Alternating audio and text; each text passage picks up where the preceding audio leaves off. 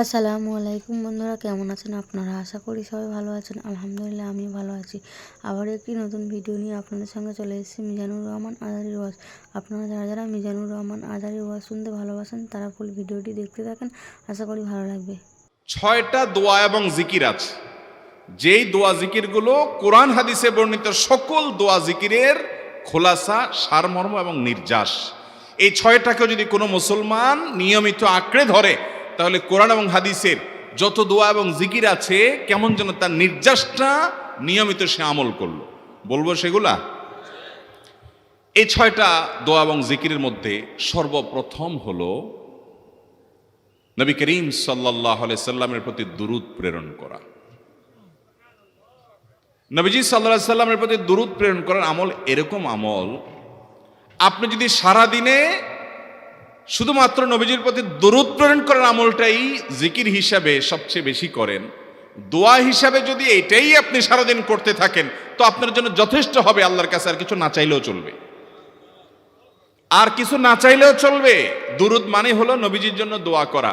ভাই, আল্লাহ তার হাবিবকে রহম করবেন, আপনার আমার দোয়ার দিকে আল্লাহর তাকানোর কোনো ঠেকা আছে?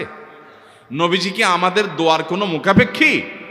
কিন্তু আমরা তার জন্য দোয়া করলে ওই চান্সে আল্লাহ তাআলা আমাদের প্রতি অনুগ্রহ করবেন। একবার না, আপনি নবীজির প্রতি একবার রহমতের দোয়া করবেন, একবার দুরূদ পাঠ করবেন। মান সাল্লা আলাইয়া মাররাতান সাল্লাল্লাহু আলাইহি আশারা।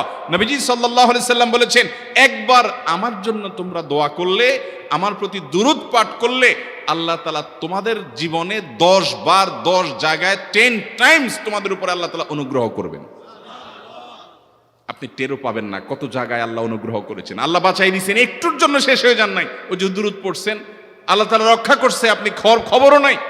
আল্লাহ তাআলা আপনার প্রতি বিশাল একটা দান করছে, আপনি লক্ষ্যও করেন নাই। ওই যে দুরূদ পড়ছেন একবার, 10 বার রহমত হবে। এভাবে যত দুরূদ পড়বে সে তত রহমত এবং অনুগ্রহ পাবে। এক সাহাবী বলেছেন, ইয়া রাসূলুল্লাহ, আমি আমার দোয়ার কত অংশ আপনার জন্য রিজার্ভ রাখবো? আমি তো আল্লাহর কাছে অনেক কিছু চাইবো, অনেক কিছু নিবেদন করব, আপনার জন্য যেন আল্লাহ রহমত নাজিল করে, এটাই হলো দুরূদ। এই দুরূদটা আমি কি পরিমাণ রাখবো? 4 ভাগের 1 ভাগ, 3 ভাগের 1 ভাগ, অর্ধেক? এরপরে সাহাবী বলছেন, আসলে যদি সবগুলোই করি, উনি এক একটা পার্সেন্টেজ বলছেন, আর নবী করিম সাল্লাল্লাহু আলাইহি সাল্লাম বলছেন যে, তাকে বুঝাচ্ছেন যে আরো বেশি করতে পারলে ভালো হয়। তো সাহাবী বাড়াইতে বাড়াইতে শেষ পর্যন্ত বলেন যে, আমার দোয়া যদি সবগুলো আপনার জন্য করি, আমি যদি আর কোনো দোয়া না করি, শুধু আপনার জন্যই দোয়া করি, নবী করিম সাল্লাল্লাহু আলাইহি সাল্লাম তাকে সুসংবাদ দিলেন যে তাহলে তোমার আর কোনো সমস্যা থাকবে না, সব সমস্যা দূর হয়ে যাবে, তোমার কোনো পেরেশানি থাকবে না। ভাইরা আমার, দুরূদের আমল এমন একটা আমল যে আপনার জীবনে কোনো বিপদ, কোনো মুসিবত, কোনো পেরেশানি, কোনো সমস্যা দেখা দিয়েছে, আপনি যদি দুরূদ পড়তে থাকেন, কোনো কিছু মনে আসছে না, অনেক সময় ছাত্র জিজ্ঞেস করে, ভাই পরীক্ষার হলে পড়া ভুলে গেছি, কি করব? আমি দুরূদ পড়া শুরু করেন। আরবদেরকে দেখা যায় কোনো কিছু ভুলে গেলে তারা বলে আল্লাহুম্মা সাল্লি আলা মুহাম্মদ, আল্লাহুম্মা সাল্লি আলা মুহাম্মদ, এটা শুরু করে তারা। কারণ নবী করিম সাল্লাল্লাহু আলাইহি সাল্লাম এর হাদিস থেকে স্পষ্টভাবে, একটি নয় বহু হাদিস থেকে প্রমাণিত, যে ব্যক্তি দুরূদটা নিয়মিত পাঠ করবে, সালাত আলা নবীটাকে যে ব্যক্তি আঁকড়ে ধরবে, সব সময় তার মুখ থেকে সালাত সালাত সালাম চলতে থাকে, এই ব্যক্তির সকল গুনাহ আল্লাহ মাফ করে দিবেন, সকল পেরেশানি আল্লাহ তাআলা মুক্ত করে দিবেন। ভাইরা আমার, দুরূদের আমলটা এত গুরুত্বপূর্ণ আমল, এটা আমরা করি এখন।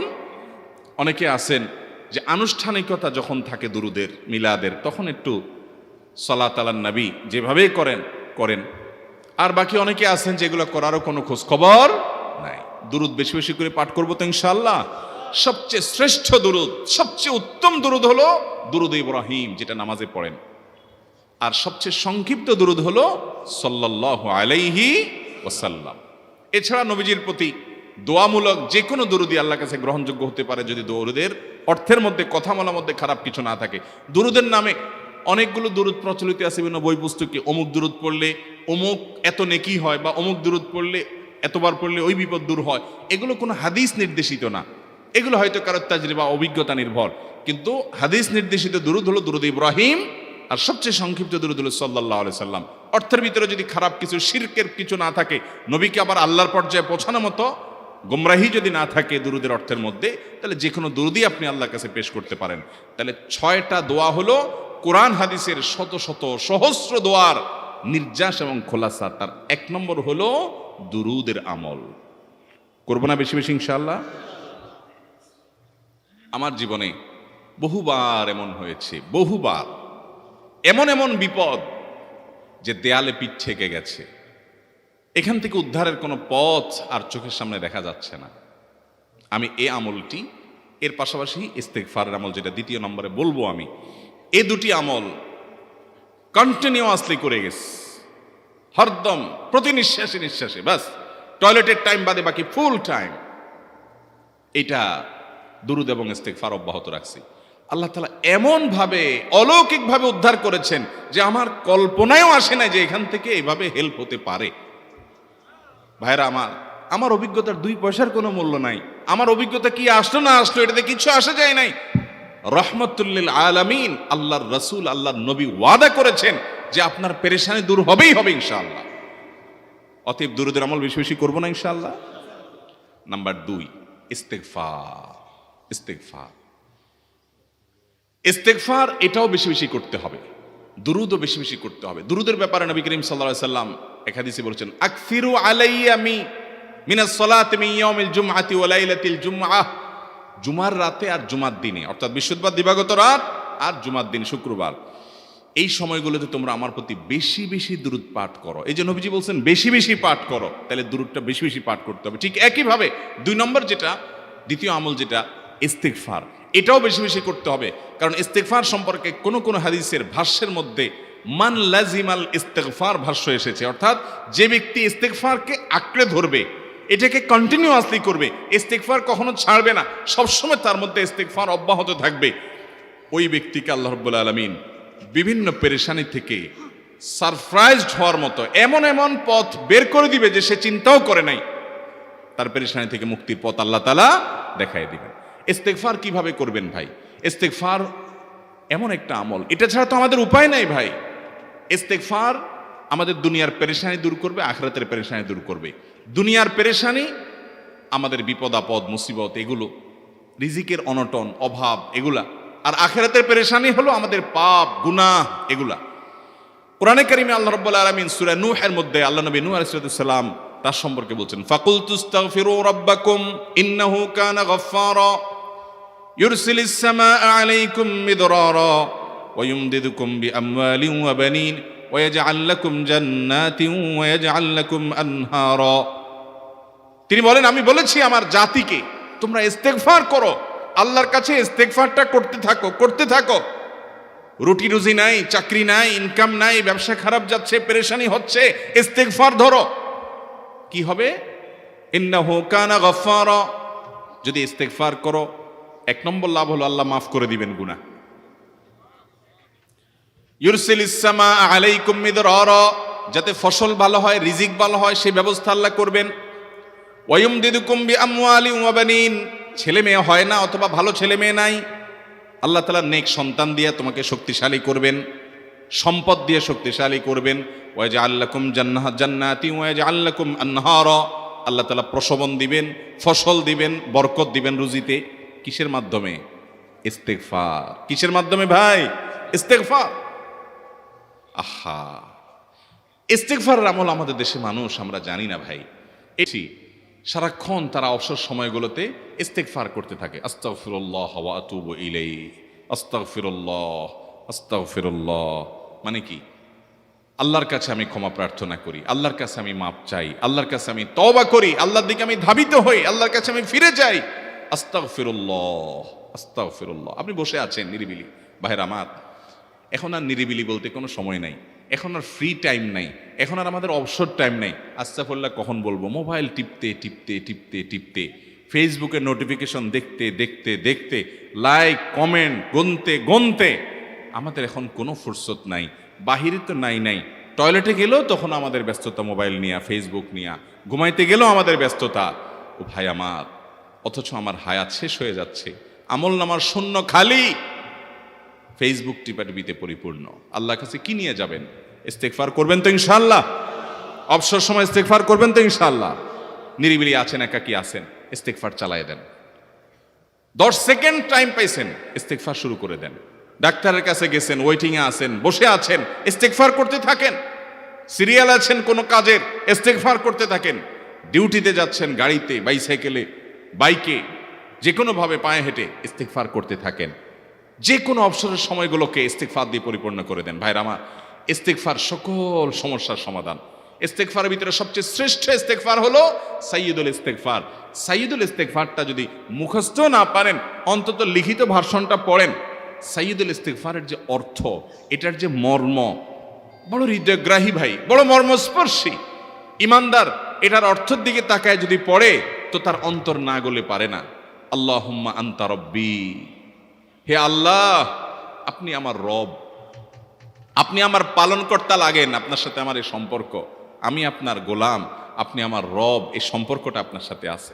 আল্লাহুম্মা আনতা রব্বি লা ইলাহা ইল্লা আন্ত, ও আল্লাহ আপনি ছাড়া আমার ইবাদত, আমার গোলামি, আমার দাসত্ব, উপাসনার উপযুক্ত আর কেউ নাই। আল্লাহুম্মা আনতা রব্বি লা ইলাহা ইল্লা আন্ত খালাকতানি, আপনি আমাকে সৃষ্টি করেছেন।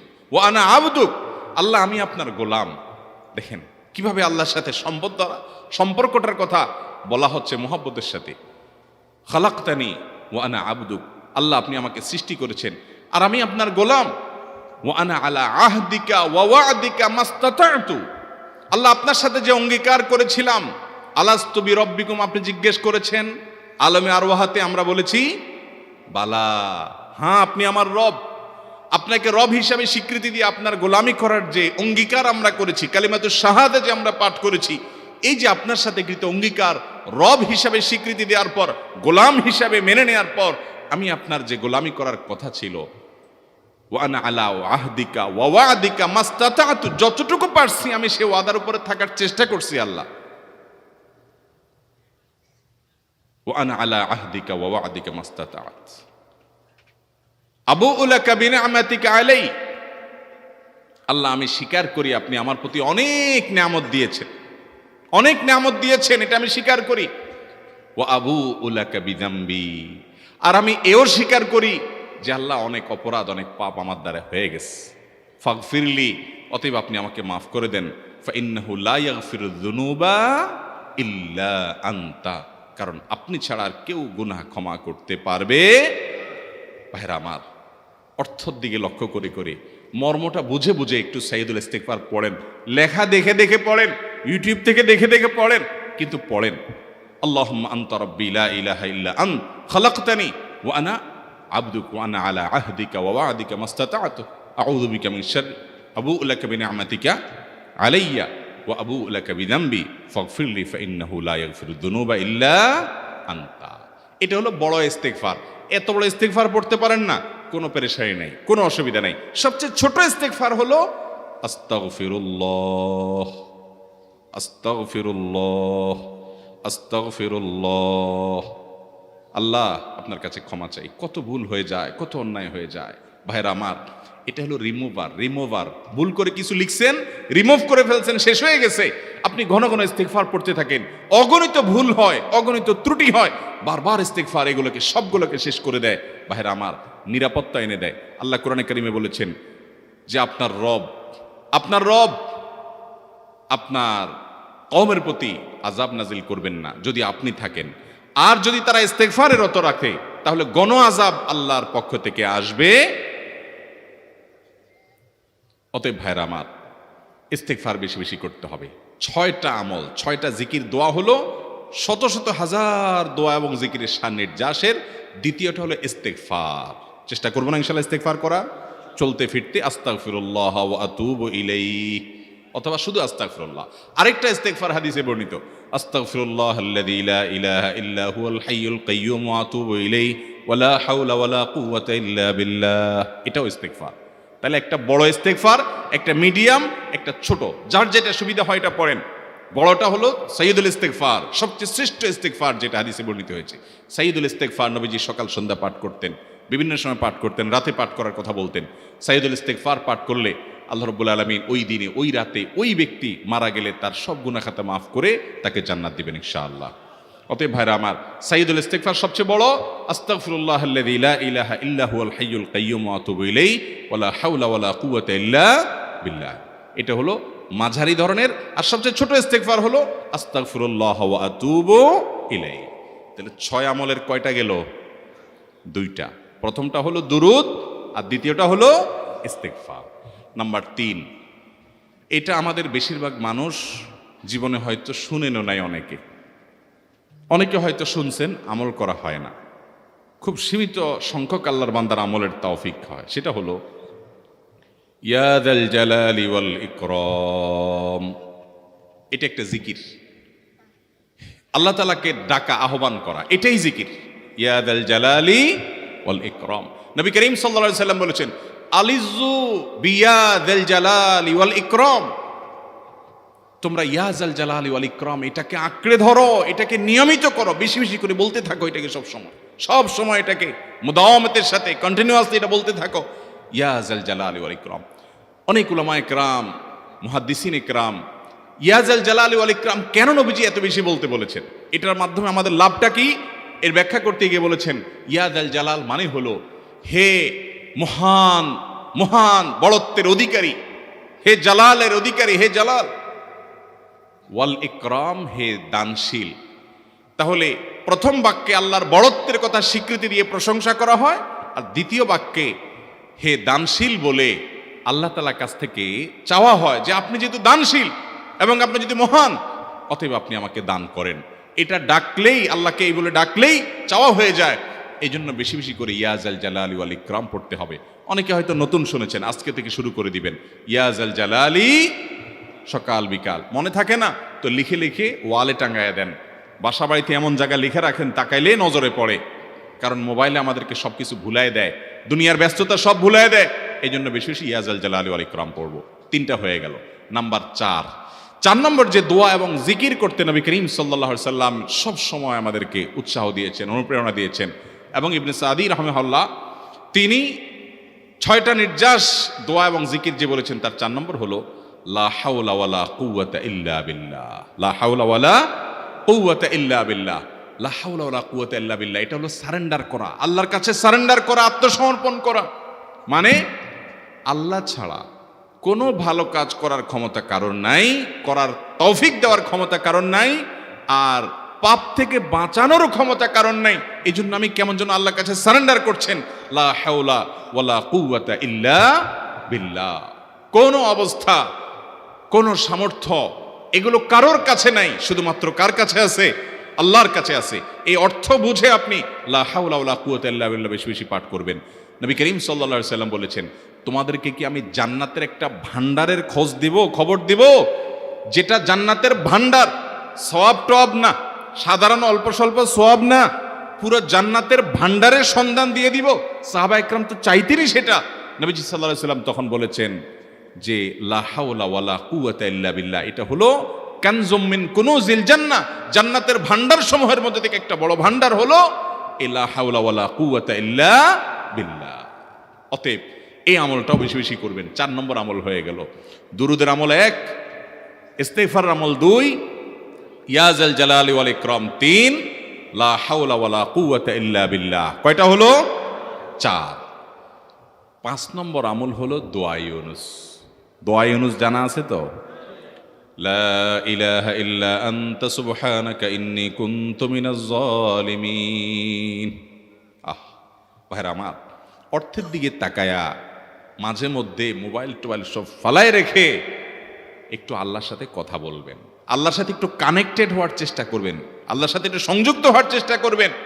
ডিসকানেক্টেড তো পুরো লাইফটা কাটাই দিলেন, একটু কানেক্টেড হওয়ার চেষ্টা করেন।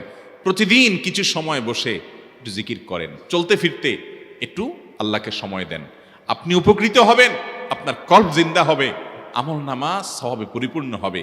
লা ইলাহা ইল্লা আনতা সুবহানাকা ইন্নী কুনতু মিনাজ জালিমিন অর্থের দিকে তাকান, কত মর্মস্পর্শী। লা ইলাহা ইল্লা আনতা, আল্লাহ আপনি ছাড়া কোনো সত্যিকারের মাহবুদ নাই, উপাস্য নাই। সুবহানাক, আপনি পবিত্র, আমি আপনার পবিত্রতা জ্ঞাপন করছি। ইন্নী কুনতু মিনাজ জালিমিন, তবে আমি সেসব মানুষদের অন্তর্ভুক্ত যারা নিজের প্রতি নিজে জুলুম করেছে, অবিচার করেছে, অন্যায় করে আমার নিজের পায়ে নিজে কুড়াল মেরেছি বহু। অতএব আপনি আমাদের প্রতি রহম করেন।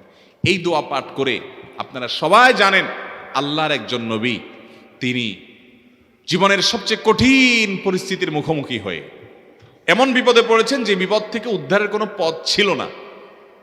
দুনিয়াবি সকল সিস্টেম বলবে যে সমুদ্রে নিক্ষেপিত হয়ে বিশাল বড় সমুদ্রের প্রাণী মাছের পেটে চলে গেলে সে মানুষ আবার বাঁচে কিভাবে, মুহূর্তের ভিতরেই তো মারা যাবে অক্সিজেনের অভাবে। এটাই দুনিয়ার সিস্টেম বলে। আল্লাহ তাআলা লৌকিক সিস্টেমের ঊর্ধ্বে রেখে আল্লাহ তাআলা তাকে এই বাক্য পাঠ করার কারণে এর মাধ্যমে আল্লাহ তাকে মুক্তি দান করেছেন। এবং আল্লাহ তাআলা এই ঘটনা কোরআনে উল্লেখ করার পর একটা সুসংবাদ বলছেন আমাদের সবার জন্য, বিরাট বড় আনন্দের সংবাদ। আল্লাহ বলেছেন, ওয়াকাযালিকা নুনজিল মুমিনিন। এই বাক্য পাঠ করার পর ইউনূস আলাইহিস সালামকে শুধু রক্ষা করেছেন আল্লাহ তাই নয়, আল্লাহ বলেছেন একইভাবে তাকে যেরকম রক্ষা করেছি, এই বাক্য যদি কেউ পড়ার মতো পড়ে, হক আদায় করে পড়ে, মনের গভীর থেকে পড়ে, মর্ম উপলব্ধি করে পড়ে, নিয়মিত পড়ে, ওয়াকাযালিকা নুনজিল মুমিনিন, ঈমানদারদেরকে আমি রক্ষা করে দেব এভাবে। আরো শুনবেন, আমাদের প্রিয় নবী সাল্লাল্লাহু আলাইহি সাল্লাম বলেছেন, তোমরা আমার ভাই ইউনূস ইবনে মাত্তা যে দোয়া করেছে ওই দোয়াটাকে তোমরা আঁকড়ে ধরবা, যে কোনো বিপদে আপদে মুসিবতে আল্লাহর কাছে চাইবা। ভাইরা আমার, আমরা বিপদ আপদে পড়লে হুজুরদের কাছে চলে যায় দোয়ার জন্য, অনেকে মাজারে চলে যায়, সেখানে মানত করে, টাকা পয়সা দেয় বিপদ উদ্ধার করার জন্য। কপাল পোড়া জানে না ও কার গোলাম, ও আরশে আজিমের মালিকের গোলাম, তার সাথে ডাইরেক্ট কানেক্টেড হওয়ার সুযোগ আছে, শুধু ইউজ করলেই হয়, সুইচ দিলেই হয়। কপাল পোড়া জানে না, ডানে বামে গিয়ে নিজের আমল বরবাদ করে, ঈমান বরবাদ করে, তাওহীদ নষ্ট করে। ভাইরা আমার, তাহলে যে কোনো সমস্যা ফিল করি অথবা স্বাভাবিক অবস্থাতে দোয়া ইউনূস পাঠ করব, লা ইলাহা ইল্লা আনতা সুবহানাকা ইন্নী কুনতু মিনাজ জালিমিন। ভাইরা আমার, দুনিয়ার মানুষের কাছে আপনি অপরাধী এটা বললে খারাপ লাগে। আপনি একটা অফিসে চাকরি করেন, দুর্নীতি করে চুরি করে ধরা পড়ছেন, বসের কাছে যে মাপ চাইছেন, স্যার ভুল হয়ে গেছে, আর কখনো করব না, লোভে পড়ে করে ফেলছি, বিপদে পড়ছিলাম, টাকা টানছিল স্যার, আর কোনোদিন করব না, মাফ করে দেন স্যার, চাকরিটা রাখেন স্যার। আপনি মাপ চাইলেন, লজ্জিত হলেন, চোখের পানি ফেললেন, পাও ধরে মাপ চাইলেন, ছোট হলেন। এই ছোট হওয়ার পরে আপনার চাকরি যদি টিকেও যায়, বস যদি আপনাকে মাফ করেও দেন, তারপরেও কি আপনার কাছে ভালো লাগবে? না এত বড় একটা অঘটন ঘটলো, ছোট হলেন, সবার সামনে লজ্জিত হলেন, অনুতপ্ত হলেন, ধরা পড়লেন, মাপ চাইতে হলো, এই জন্য আপনার খারাপ লাগবে না? কিরকম খারাপ লাগবে? এত খারাপ লাগে অনেকে সহ্য করতে পারে না, গুনাহের দিকে চলে যায়, আত্মহত্যা পর্যন্ত করে ফেলে, এই বেইজ্জতি সহ্য করতে পারে না। ঠিক না ভাই? ঠিক। মানুষের কাছে মাপ চাইলে, মানুষের কাছে ছোট হলে মানুষের কষ্ট হয়। অদ্ভুত। আরশে আজিমের মালিকের কাছে সেজদায় পড়ে চোখের পানি ফেলে যদি স্বীকার করেন, ও মালিক, নামাজ পড়ি নাই, বড় জুলুম করেছি, কাবিরা গুনাহ করেছি, ও মালিক, হারাম জিনিস দেখে ফেলেছি, খারাপ জিনিস শুনে ফেলেছি, পাপ করেছি, অপরাধ করেছি মালিক, জাহান্নামের যে বিবরণ হাদিসে আসছে এটা সহ্য করার ক্ষমতা আমার নাই, আপনি আমাকে মাফ করে দেন। এইভাবে যদি আল্লাহর কাছে একটু চোখের পানি ফেলে দোয়া করেন, একটু দোয়া করে দেখেন, আল্লাহর শপথ করে বলছি, আপনার জীবনে সবচেয়ে আনন্দের মুহূর্ত হবে তখন যেদিন এরকম দোয়া করতে পেরেছেন, চোখের পানি ফেলতে পেরেছেন। দুনিয়ার মানুষের কাছে ছোট হলে মানুষের মনটা সংকীর্ণ হয়, ছোট হয়, মানুষ অপমান বোধ করে, খারাপ লাগে। মালিকের কাছে যদি কেউ মাপ চায়, চোখের পানি ফেলে, ইস্তেগফার করে, ছোট হয়, তাহলে তার অন্তরে আরো আনন্দ অনুভব হয়। সালহাতু সঙ্গে বুদি দিল খরাশ, আজমোদে এক জামানা খাকে বাস। পাথর হয়ে বহুকাল ছিলে ভাই, কিছু কালের জন্য একটু মাটি হওয়া আসো, একটু মাটি হয়ে দেখো। পাথর হয়ে তুমি যতটা আনন্দিত হয়েছো, পুলকিত হয়েছো, পরিতৃপ্ত হয়েছো, আরশে আজিমের মালিকের শপথ করে বলছি, আল্লাহর কাছে মাটি হয়ে, ছোট হয়ে, তুচ্ছ হয়ে, অপমানিত হয়ে, ক্ষমা চেয়ে, ইস্তেগফার করে তুমি যখন লা ইলাহা ইল্লা আনতা সুবহানাকা ইন্নী কুনতু মিনাজ জালিমিন, নিজে পাপ করেছো এটা স্বীকার যখন করবে, তখন আল্লাহ তাআলা শুধু মাফ করবেন না, তোমাকে ঈমানের স্বাদ দিবেন, তুমি সাথে সাথে অন্তরে সেটা অনুভব করবে। ভাইরা আমার,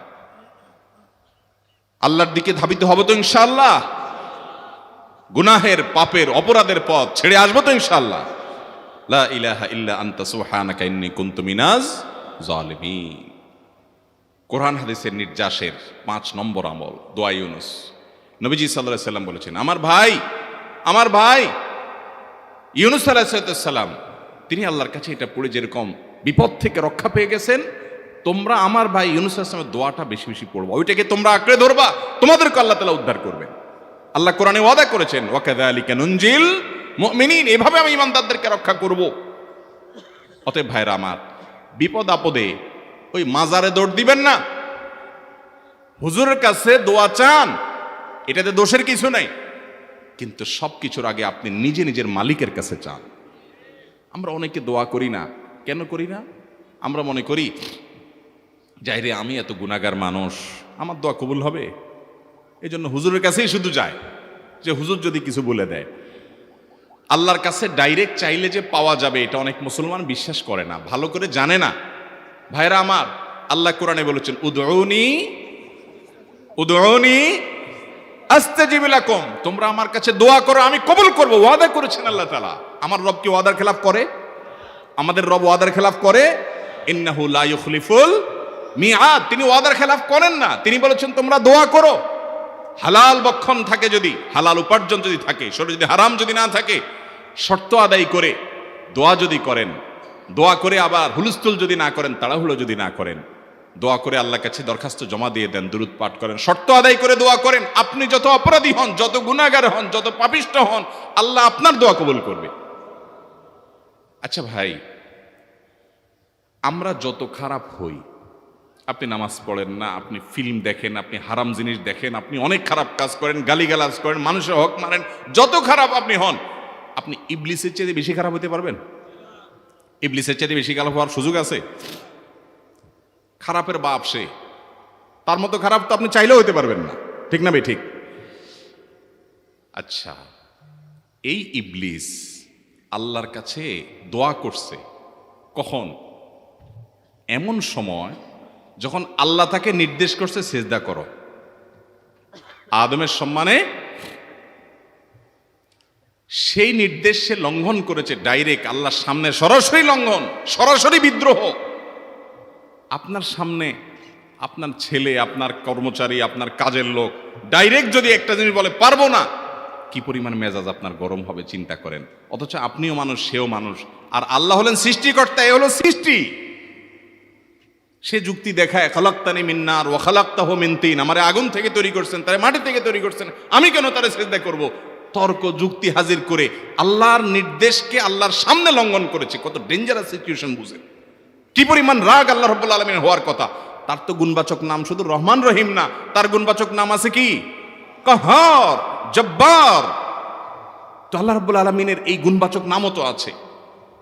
তিনি হচ্ছে প্রচন্ড রকমের কাহারের অধিকারী। তো আল্লাহর সামনে ডাইরেক্ট তার আদেশকে লঙ্ঘন করেছে, হঠকারিতা দেখিয়েছে, অহংকার করেছে, দম্ভ দেখিয়েছে, এত বড় বেয়াদবি করেছে। ওই টাইমে আল্লাহ তাআলা তো রাগ হওয়ার কথা। ওই রাগের সময়, ওই কঠিন সময় ইবলিস যখন আল্লাহ তাকে বললেন, যাও ফখরুজ মিনহা ফাইন্নাকা রাজিম, জান্নাত থেকে বের হও, তুমি বিতাড়িত, আল্লাহ রাগ হয়ে তাকে জান্নাত থেকে বের করে দিলেন। ভাইরা আমার, এই রকম সময় পর্যন্ত ইবলিস দোয়া করে বসছে। কি দোয়া করছে? রব্বি আনজিরনি ইলা ইয়াউমি ইউবআসুন, আল্লাহ আমাকে সুযোগ দেন, কিয়ামত পর্যন্ত হায়াতটা দেন আমারে, দোয়া করে বসছে। কিন্তু আল্লাহ তাআলা কি করছেন? আল্লাহ বলছেন, তো বড় সাহস তোর বেটা, মাত্র সিজদা করতে বলছেন করলি না, কমবখত, আবার দোয়া করস? আল্লাহ সেটা বলেন নাই। আল্লাহ কি করছেন? ইন্নাকা মিনাল মুনজারিন, যাও তোমাকে সুযোগ দেয়া হলো। সুবহানাল্লাহ। ইবলিস যদি আল্লাহর রাগ হওয়ার মতো সময়ে, ক্রোধ হওয়ার মতো সময়ে আল্লাহর সামনে আল্লাহর সরাসরি অবাধ্য হয়ে আল্লাহ তাকে বের করে দিচ্ছেন, বিতাড়িত শয়তানকে, ওই টাইমে যদি দোয়া করার পর ইবলিসের দোয়া কবুল হয়, ও মুসলমান, আপনি আল্লাহর গোলাম হিসেবে নিজেকে স্বীকার করেন, আপনি যত পাপিষ্ঠ হন না কেন, আপনার দোয়া কেন কবুল হবে? আল্লাহর কাছে দোয়া করবো না ইনশাআল্লাহ? ইবলিসই আমাদেরকে বুঝায়, ফুসলায়, তুই কোন মুখে দোয়া করবি আল্লাহর কাছে? তোর নামাজের ঠিক নাই, তোর ইবাদতের ঠিক নাই, এত আকাম কুকাম করস ফেসবুকে ইউটিউবে, তোর মতো 2 নম্বর একটা মানুষ কোন মুখে আল্লাহ কাছে দোয়া করবি? থাক, দোয়া করিস না, আমি কেমনে এই মুখ নিয়ে দোয়া করবি? এটা যখন আপনার মনের ভিতরে আসে তখন বুঝবেন যে মিস্টার ইবলিস অ্যাক্টিভ হয়ে গেছে আপনার শরীরে। কথা কি বুঝাতে পারছি? আল্লাহর কাছে দোয়া করবেন তো ইনশাআল্লাহ। এই 6টা দোয়া জিকিরের 5 নম্বর দোয়া ইউনুস, অর্থ সহকারে বুঝে বুঝে আল্লাহর কাছে চাইবেন এবং দোয়া করবেন। 6 নম্বর হলো সুবহানাল্লাহ, আলহামদুলিল্লাহ, লা ইলাহা ইল্লাল্লাহ, আল্লাহু আকবার। এই বাক্যগুলো দেখবেন ঘুরে ফিরে নবী করিম সাল্লাল্লাহু আলাইহি ওয়াসাল্লাম সারাদিন পড়তেন। 5 ওয়াক্ত নামাজের পরে 33 বার দেখবেন। আবার দেখবেন সকাল সন্ধ্যায় সুবহানাল্লাহি ওয়া বিহামদিহি 100 বার, সুবহানাল্লাহি ওয়া আলহামদুলিল্লাহি আল্লাহু আকবার 100 বার। আবার এগুলো মাঝে মধ্যে 10 বার, রাতের শোয়ার সময় 33, 34 বার। বিভিন্ন সময় দেখবেন ঘুরে ফিরে এই সুবহানাল্লাহ, আলহামদুলিল্লাহ, লা ইলাহা ইল্লাল্লাহ, আল্লাহু আকবার, এগুলো একটা মিজানের পাল্লাকে পরিপূর্ণ করে দেয়। কোনোটা আসমান এবং জমিনের মধ্যবর্তী জায়গায় সওয়াব দিয়ে পরিপূর্ণ করে দেয়। এত বেশি ফজিলতপূর্ণ জিকির।